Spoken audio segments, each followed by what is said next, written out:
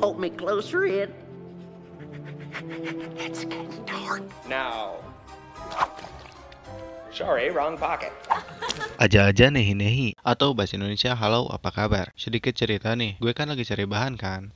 Nggak sengaja ketemu Tyler Demak, sembari nostalgia kan. Ya udah sekalian gue bahas. Ini film yang dirilis tahun 1948. Ini film udah ada cuy sebelum gue lahir. Meskipun ini film jadul, tapi masih seru kok ditonton di 2020. Sebelum masuk ke filmnya, lo pada mending klik tombol subscribe yang ada di bawah. Dan nyalain juga notifikasinya, biar gue seneng gitu ada orang yang nunggu video dari gue. Oke, tanpa berlama-lama lagi, kita masuk ke filmnya cuy. Di awal film, kita diperlihatkan seseorang yang bekerja di bank. Ia adalah Stanley Ipkiss yang mengajak Juminten untuk menonton di bioskop. Namun Juminten yang ingin mengajak temannya meminta Stanley untuk mencarikan lagi satu tiket. Karena tiketnya sold out, Stanley berbaik hati membiarkan Juminten pergi bersama temannya.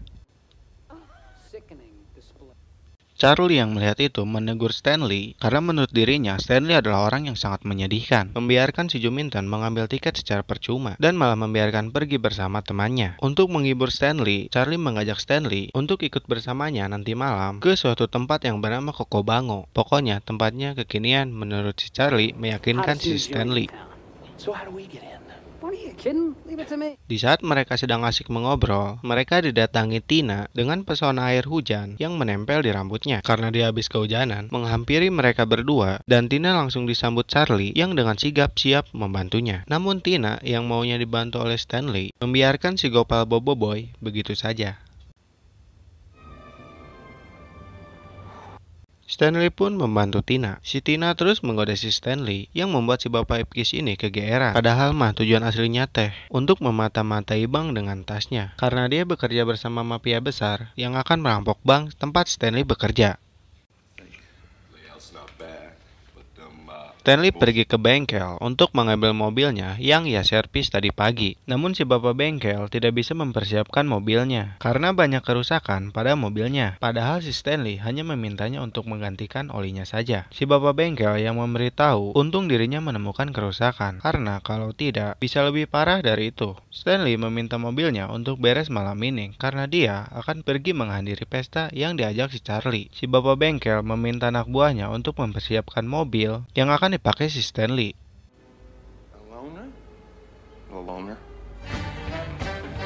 Malam harinya, Stanley pergi ke pesta dengan mobil yang ia pinjam dari si bapak bengkel. Siapa ya tadi namanya? Dan dia pun bertemu dengan Charlie. Charlie memperkenalkan Stanley kepada teman-temannya. Charlie dan teman-temannya masuk. Pas giliran Stanley, Stanley tidak dibiarkan masuk dan mencoba untuk menerobos masuk. Namun malah dia diusir dengan paksa. Dia bertemu dengan Tina dan langsung menyapanya. Di saat Stanley sedang PDKT, datang kang parkir yang mengganggu suasana. But I am very angry. Di perjalanan pulang, mobil yang dinaiki Stanley mogok dan membuat dia marah-marah. Stanley pun merenung di tepian jembatan dan tidak sengaja melihat orang yang tenggelam. Stanley langsung menolongnya. Dan ternyata itu hanya topeng. Saat si Stanley hendak mencobanya, dia dikejutkan polisi yang menyentarinya. Stanley pulang dengan keadaan basah kuyup dan dia kena marah ibu kos karena terlalu pulang larut malam. Actually, no. Stanley pun pergi ke kamarnya dan langsung bermain bersama anjingnya sembari menonton TV. Karena suaranya kegedean dan membuat si ibu kos itu marah lagi, tidak sengaja memindahkan saluran channelnya. Dia melihat acara TV bahwa topeng bisa memunculkan hasrat terdalam kita. Stanley langsung mematikan TV-nya dan melihat anjingnya yang akan mengambil topeng yang tadi Stanley bawa. What is it? Stanley langsung mengambil topeng itu dan dia teringat perkataan acara di TV tadi bahwa topeng bisa memunculkan hasrat terbesar pada diri kita. Stanley langsung mencobanya dan dia merasakan ada hal yang aneh dan dia kembali mencoba topeng itu dan membuat dia menjadi Hulk yang kurang gizi. Okay.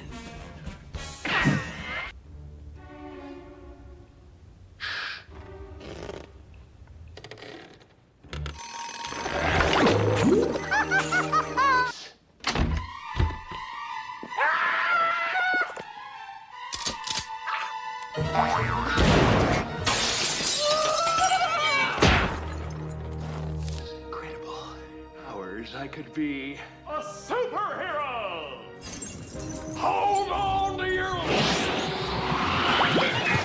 Di pagi harinya, Stanley terbangun dan menurut dia semua itu hanya mimpi. Dan seseorang mengetuk pintu Stanley. Ternyata itu polisi yang menanyainya kejadian semalam. Stanley yang tidak percaya karena kejadian semalam itu nyata, mengarang cerita bahwa dirinya tidak mendengar apapun karena dia mengidap penyakit pendengaran. Polisi itu meminta Stanley untuk melaporkan kalau ada kejadian yang sama.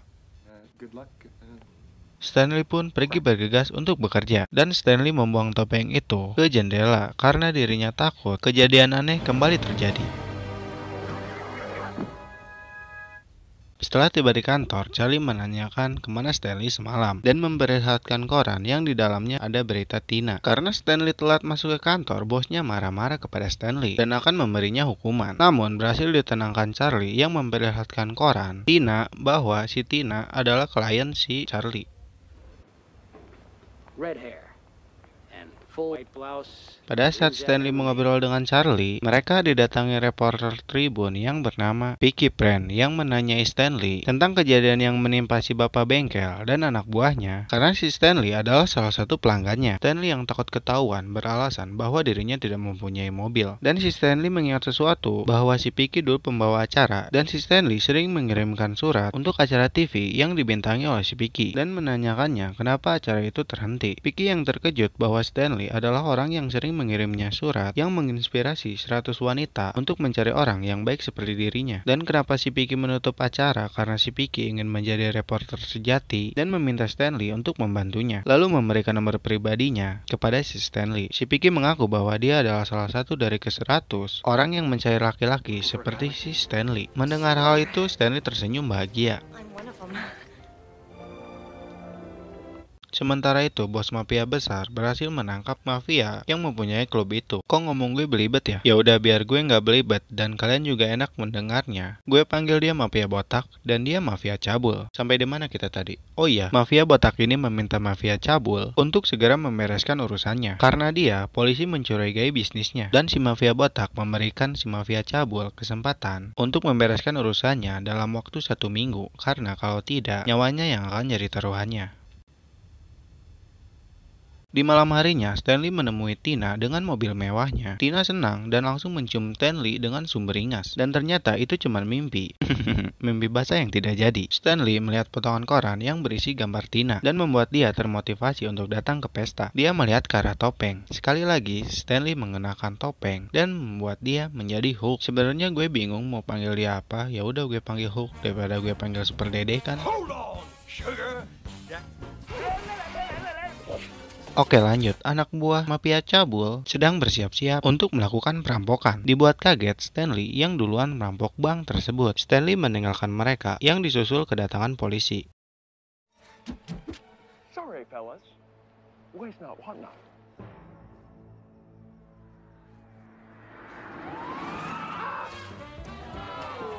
How do you? No, but I believe my friends are perhaps Jackson.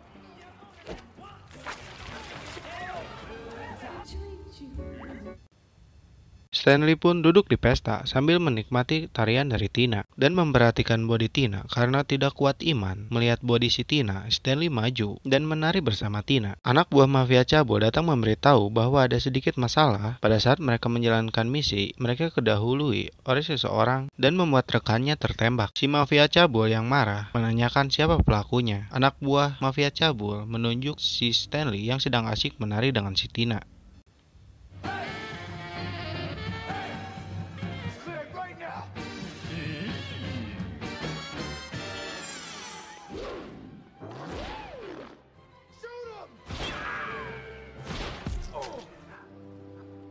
Hold me closer, yell her out.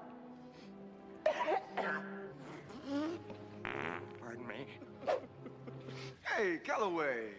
Drop it!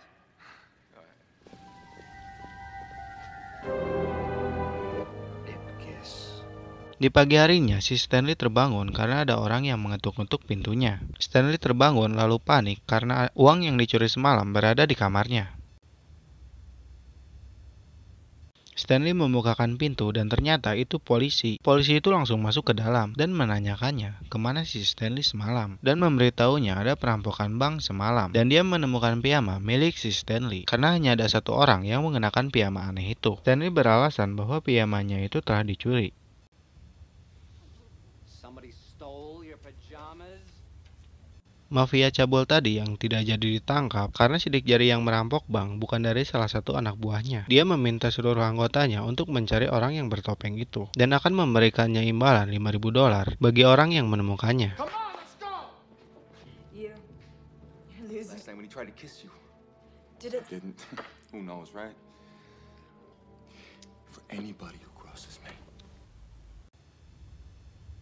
Stanley yang berada di kantornya didatangi Tina. Stanley yang mengetahui alasan sebenarnya Tina tidak untuk membuka rekening baru, melainkan mengobrol secara pribadi dengan Stanley, meminta Tina untuk berbicara yang sebenarnya. Tina bercerita bahwa orang yang merampok bank ini tadi malam ke klub dan sempat menari bersamanya. Tina ingin menemuinya kembali karena goyangannya semalam membuat Tina ketagihan. Mendengar itu, Stanley bisa membantu Tina untuk bertemu dengan dia karena Stanley dulu teman satu kuliahnya. Tina menyuruh Stanley untuk menemuinya di taman. How about Anfield Park? Okay. So, I'm looking at him. Just keep the SWAT team standing by. Malam harinya, Stanley menunggu Tina di taman. Setelah kedatangan Tina, Stanley menunggu Tina untuk menunggunya karena sebentar lagi temannya akan datang. Stanley pun pergi dan berubah menjadi Hook kembali. Hello, chérie. Is it meant to be? Is it written in the stars that we are... That will reveal my croissant. She is so coy. Cigarette? No? Merde. Freeze! We're under arrest. No, it wasn't me. It was the one-armed man. Cops got your pal Ipka staked out at Landfill Park. You're Kellaway's wife? What? Margaret! You son of...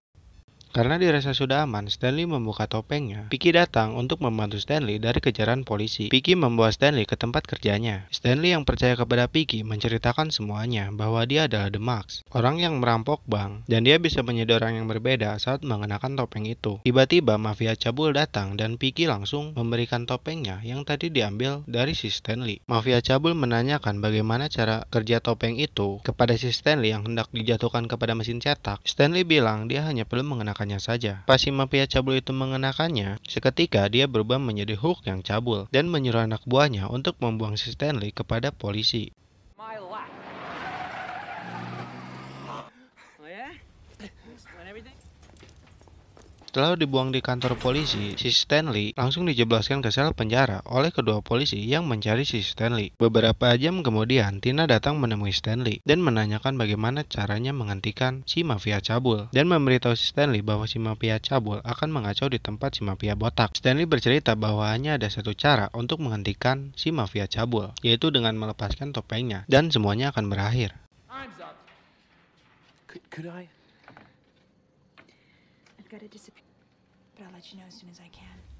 Stanley meminta bantuan anjingnya untuk mengambil kunci dari si penjaga. Setelah berhasil mendapatkan kunci, Stanley keluar dari sel dan langsung mengambil pistol milik si penjaga dan menyandera polisi yang tadi menjebloskan dia ke sel penjara. Tell ya, it's a bum rap.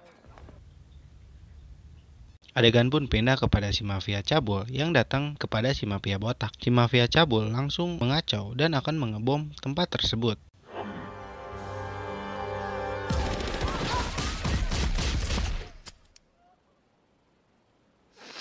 Seems to be attracted to you. Wait a minute. What?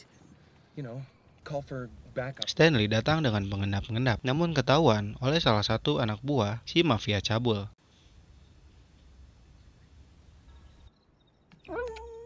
Hey, boss, look who decided to crash the party. A kiss.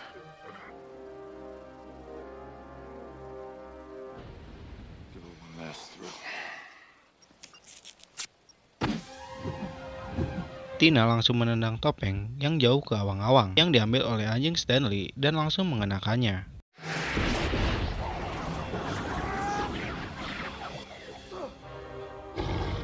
Stanley melepaskan topeng yang dikenakan si Milo dan pada saat dia hendak mengenakan topeng itu, tertembak lalu terlempar. Stanley dengan cepat mengambilnya. Did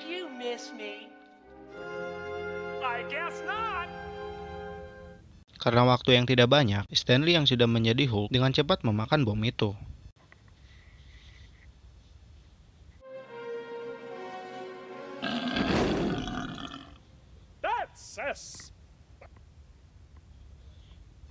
Dan film pun beres saat Stanley dan Tina membuang topeng itu ke sungai. He's gone. All that's left is me.